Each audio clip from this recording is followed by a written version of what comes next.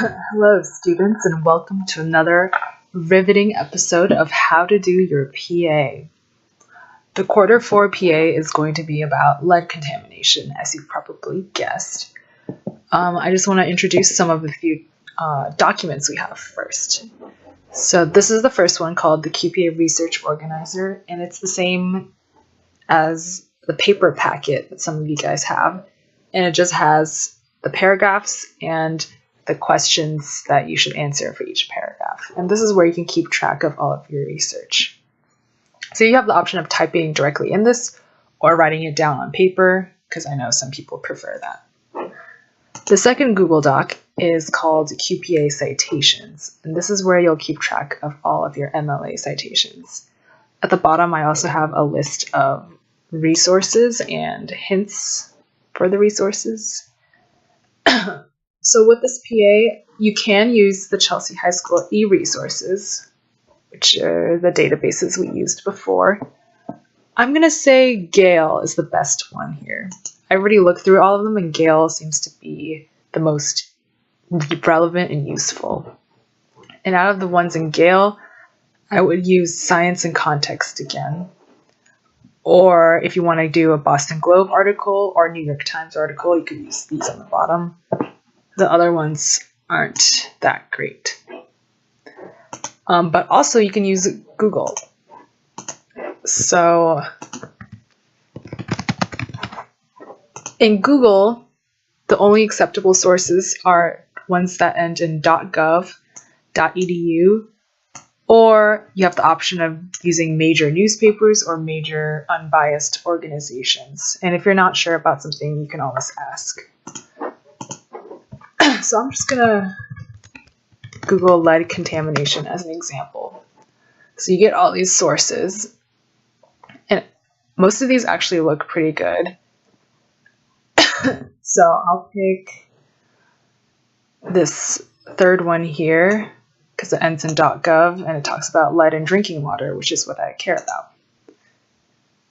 And let's say you read this and you decide that you want to use this information, how lead gets into drinking water. So you read through it, and I think I like the information in this little paragraph. So you can copy this by using Control-C on your keyboard and put that directly in the Research Organizer table. To paste it, you use Control-V. For the source, I'm going to copy the URL up here, and paste it here. So just in case I want to come back and look at it later, I'll always have the website right here. Okay, when you're done with that, you have to get the MLA citation too. I think the easiest way to do that is to use easybib.com, which kind of generates a citation automatically. All you have to do is copy the URL and paste it here. And then click Cite It. Click Cite This. Review their information, make sure it's correct. Click Continue to the final step.